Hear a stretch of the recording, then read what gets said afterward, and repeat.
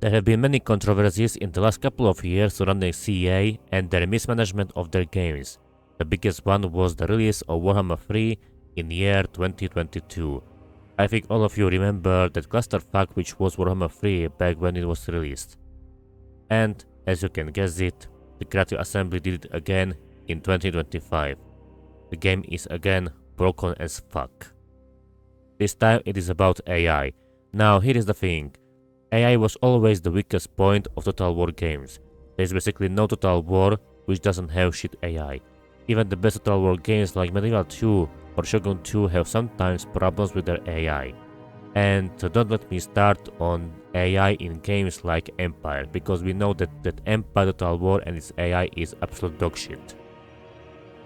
Anyway, however, with this patch, which CA released on Warhammer 3, they basically made AI so fucking stupid, retarded and broken, which, let's be honest, shouldn't be even possible to do.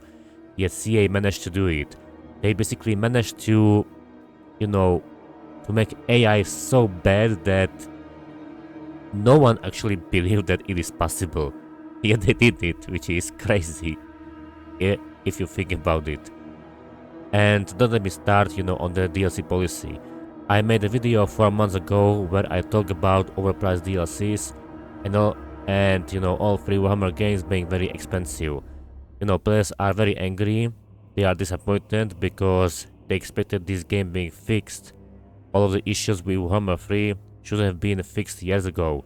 Let's be honest, we all expect that all the issues will be fixed. Many players spend money on this game because they were optimistic. On new CA, they believe that you will fix the core issues. Unfortunately, CA, you failed. Miserably, you failed, I should say. So, let's look at Steam comments and let's see what Steam users are saying, because I think this is also very interesting to point out on how many people are angry at Creative Assembly. After buying many DLC, I think I will quit, same as Legend of Total War. I have very limited time to play. I started a campaign that I paid for, Marcus Wolfhard, just to find out the AI is broken, lizards don't work. And it's not only sad they don't do nothing about it, but CA release an apology addressing something no one cared about. I'm sorry, seems fake. No tides of torment for me, I think. Fix the game, and not just your token recruitment issues bullshit. The game is in a perpetual sorry state of being broken, bug-ridden, and a lacking of proper assessment of valid criticism is concerning to say the least. I will stop buying any DLCs from now on. CA is greedy and incompetent. Keep the fire lit. While I love the Total War series and have been playing your game since I was in elementary school, I'm sick and tired of middle management and high not giving a damn about the state of the game. Game after game, year after year, it seems companies have listened to their NBA teams rather than their developers. So much so, that CA seemed far more concerned with marketing their latest DLC for the High Elves rather than making sure that the game actually remains playable state. DLC don't matter if the game overall isn't playable with a busted AI that refuses to engage with the player. I went from being really excited to get back into Warhammer 3 with the new DLC to realizing just how broken the game is. If this is CA's attitude toward the players and the fan base, well, then I have a backlog of other games I can play. Game runs so poorly and seems to get worse with every update. Siege battles are a nightmare at best with padding. Way too many DLCs that cost way too much when you add up everything. CA is starting to make the amount of DLCs that Paradox games have not looked that bad, and that's not good. Lastly, to quote another review on here that I agree with. You broke the AI, you broke Legend of Total War, you broke your community. All those comments are showing us that people are really angry at CA. By the way, if you are not living under the rock, you know that Legend of Total War, that's right, the legend, he is leaving the community. He even made a video about it. I recommend to check out that video because Legend, in this video, he explains a lot. He also explains why he is leaving Total War community. So, yeah, best luck to you, Legend, in the future. Anyway, now let's check CA's so-called apology. Now, don't worry guys, you don't need to pause this video so you can read the apology, because I will read this apology to you, okay? So, let's start with this. Hey folks, we've been investigating the issues affecting campaign AI since the release of 6.3.1 and are working hard to restore it back to a better standard. I want to give you an update on why these issues have occurred and where we are with our progress on fixing them. A hotfix is in development. Currently, its singular focus on campaign AI unit cap recruitment fixes and the bad AI behavior that stems from this issue. Hotfix 6.3.2 is presently scheduled for release next week. It entered the first phases of our testing earlier today and is showing positive signs of providing an improved experience to the game. Over the last few weeks, when responding to questions on this topic, we had originally planned to publish the fix as part of 7.0. Now that the investigations have been completed and we are almost there with the fix, it makes sense to decouple it from 7.0 to get it out as quickly as we can. The issues with campaign AI are unfortunately complex to resolve. We haven't been able to deliver an immediate fix as we needed to conduct some very thorough investigations into the root causes, but we are working as quickly as the complexity allows. We'll go into that complexity below for those who want a detail, but if you're just looking for the headline, we're on it. Well, how nice of you, CA, that, you are trying to fix an issue with campaign AI, because you see, it is the thing. You have the same issue with AI since the year 2004, when the classic ROM Total War was released. That's right, since 2004, when the classic ROM was released, there has been a problem with AI in every Total War game, and you have never fixed it, you dumb asses. Hotfix 6.3.2 aims to address the recent problem that we've seen where factions aren't recruiting units into their armies, and the idle behavior that stemmed from that. This issue with recruitment has been a highly visible problem since the release of Update 6.3, but this issue wasn't caused by 6.3 itself. We've discovered that this issue has been present in the game prior to this update and affects factions where the AI is tasked with managing unit caps. We have found that the AI was building lists of units to recruit without taking caps into consideration, resulting in recruitment failing to occur and stalling the AI decision-making process. These issues have been compounded by changes that we made to the different resources that are required to recruit units by the Lizardmen and Tomb Kings. And while you may have also seen issues like this happen with factions that use pooled resources to recruit, Lizardmen and Tomb Kings will still face an uphill struggle in their campaigns when managed by the AI. They have challenging starting locations which regularly sees them defeated fairly early on, but they shouldn't be fighting with both hands tied behind their back.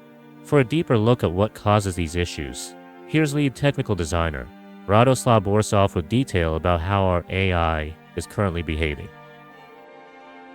Alright, let's check what this guy, Radoslav Borisov, is saying, or what he will tell us about this issue about the AI. The way our AI handles unit recruitment occurs over several distinct steps. One of those steps is selecting a list of units to recruit into a specific force, with the goal of acquiring the necessary strength to perform a task.